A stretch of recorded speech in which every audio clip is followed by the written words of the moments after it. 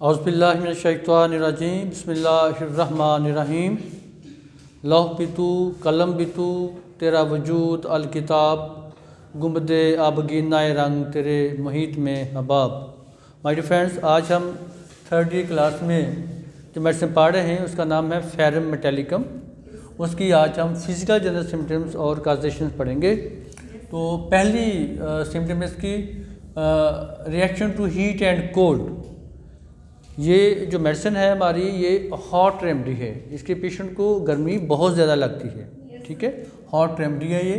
Desires में इसके bread and butter, इसको ख्वाहिश होती है मसलन रोटी खाने की, लाइक डबल रोटी वगैरह, ठीक है, इस तरह की चीज़ें।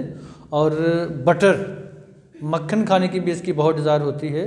इसके साथ साथ ये अनडाइजेस्टेबल चीज़ें भी खाता है पेशेंट इसका, मसलन पेंसिल है, कागज़ है, मट्टी है, अर्थ है, इस तरह की चीज़ें भी इसके खाने की बहुत ज़्यादा डिज़ायर होती है।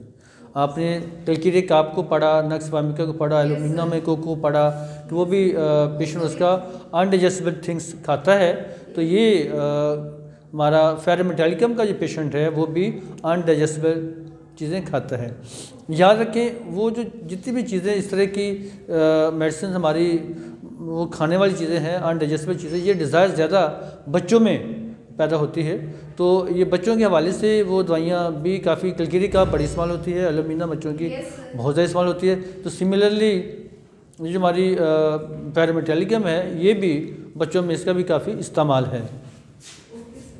नेक्स्ट में इसमें वार्म फूड भी इसकी डिज़ायर में है, ठीक है। टोमेटोज़, चॉक वगैरह, लाइम, चूना, ठीक। वर्जन्स में एसर्ट्स, बियर, सैलड फूड्स, एग्स और मीट, एग्स वगैरह, मीट वगैरह, इसको नफरत होती है। फेरम मेटालिकम जो है वो मीट को पसंद नहीं करता, वो एग्स को पसंद नहीं करता, वार्म फूड्स वगैरह को, वो सैलड फूड्स वगैरह को वो पसंद नहीं करता, ठीक है। तो इसके स्वेट में सिम्टम्स एग्रीवेट वाइल स्वेटिंग। जब पेशेंट को पर्सपिरेशन आता है, पसीना आता है, तो इसकी सिम्टम्स में और इजाफा हो जाता है। बेसिकली क्या होता है कि जब हमें पर्सपिरेशन आता है, पसीना हमें आता है, तो हमारी जो अलामात हैं उनके अंदर एमेलिरेशन आता है, उनके अंदर कमी आती है, ठीक है। लेकिन इसमें फेरम मेटालिकम में जो अलामात हैं वो पसीना आने से बढ़ेंगी। एक और दवा आपने पढ़ी सेकेंड ईयर में कि जिसमें अलामात में इजाफा होता है पसीना आने से, वो कौन सी दवा है? पसीना आने से अलामत में इजाफा हो जाता है।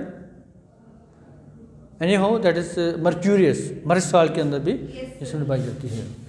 सो स्लीप इसकी pain forces him to get up out of bed at night and walk about slowly.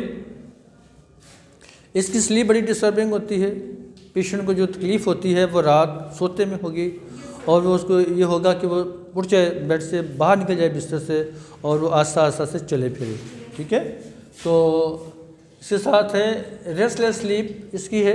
Dreams इसके एंक्शियस, बड़े बेचैनी वाले ख्वाब आते हैं, कंफ्यूज्ड हैं, फॉलिंग ऑफ वाटर, फ्राइट, पानी के ख्वाब आ रहे हैं, पानी नज़र आ रहा है ख्वाबों में, ठीक है। और फ्राइट का मतलब होता है खौफज़दा हो जाना। ऐसे ख्वाब आ रहे हैं जिनमें पेशेंट खौफज़दा हो जाता है, ठीक है ना। खौफज़दा करने वाले ड्रीम्स उसको आते हैं बहुत ज़्यादा। गिरने के ख्वाब आ रहे हैं कि कहीं वो गिर गया, ठीक है, इस तरह के ख्वाब आते हैं उसको। तो एपिटाइट इसकी canine hunger alternate with loss of appetite. Canine hunger का मतलब होता है, कैनाइन ये डॉग लाइक जो एनिमल्स होते हैं उनको कैनाइन कहते हैं। और ये जो डॉग लाइक हमारे एनिमल्स होते हैं उनकी ये आदत होती है कि वो खाते जाते हैं बग़ैर सोचे समझे कि उनकी भूख भर गई है, भूख मसलन कंप्लीट होगी तब छोड़ दें, ऐसा नहीं होगा। आप जब भी देखेंगे डॉग है, इसको जब खाता देखेंगे आप, ठीक है ना। तो इस तरह से इसकी कैनाइन हंगर यानी बहुत ज़्यादा इनको एपिटाइट होती है। और होता क्या है कि कभी ये एपिटाइट जो है वो ऑल्टरनेट करती है किसके साथ? आपकी लॉस ऑफ एपिटाइट के साथ, ठीक है। तो नेक्स्ट थर्स्ट इसकी अनक्वेंचेबल थर्स्ट। इसकी जो थर्स्ट है वो अनक्वेंचेबल, ना बुझने वाली प्यास है। अब हम इसकी मोडालिटीज़ देखते हैं और इसकी काजेशन देखते हैं। अब हम इसकी मोडालिटीज़ देखते हैं। तो मोडालिटीज़ में एग्रावेशन, मोडालिटीज़ का मतलब होता है कमी बेशी, ठीक है। अलामात में बाज़ हालात में इजाफ़ा हो जाता है, उसको एग्रावेशन कहते हैं। अलामात में बाज़ हालात में कमी आ जाती है, ठीक है, बीमारी में कमी आ जाती है तो उसको अमेलियोरेशन कहते हैं। तो ये बड़ी हमारी जनरल सिम्टम्स के बराबर ये सिम्टम्स होती हैं, ठीक है, ये इंतहाई इम्पॉर्टेंट सिम्टम्स होती हैं। तो इसमें एग्रावेशन एट नाइट, रात के वक्त फेरम मेटालिकम का जो एग्रावेशन है वो रात के वक्त होता है, specially while sitting still at night, जब बिल्कुल खामोशी के साथ पेशेंट बैठा होता है तो उस वक्त इजाफा होता है। अमेलियोरेशन में इसके वॉकिंग अबाउट स्लोली, इसका जो अमेलियोरेशन है इसमें यह है कि पेशेंट जब आहिस्ता आहिस्ता से चलता है, ठीक है, बड़े आराम आराम से धीरे धीरे वो चलता है, तेज़ी से नहीं चलता, तो उससे इसको रिलीफ मिलता है, कमी आती है इसकी अलामात में। अब हम इसकी काजेशन देखते हैं। तो इसकी काजेशंस में नंबर 1 है loss of vital fluid. Loss of vital fluid, vital fluid हमारी बॉडी का ब्लड है, ठीक है, उसके बाद हमारा वाटर है, पानी है, ठीक है, इस तरह से फिर वो मेस में सीमन आ जाता है।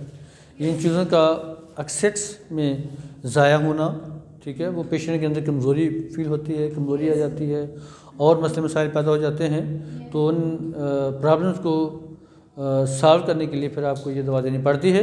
वाइटल फ्लूइड्स की हमारे पास एक बहुत बड़ी दवा है China, loss of vital fluid में वो भी उसका बड़ा रोल है, ठीक है।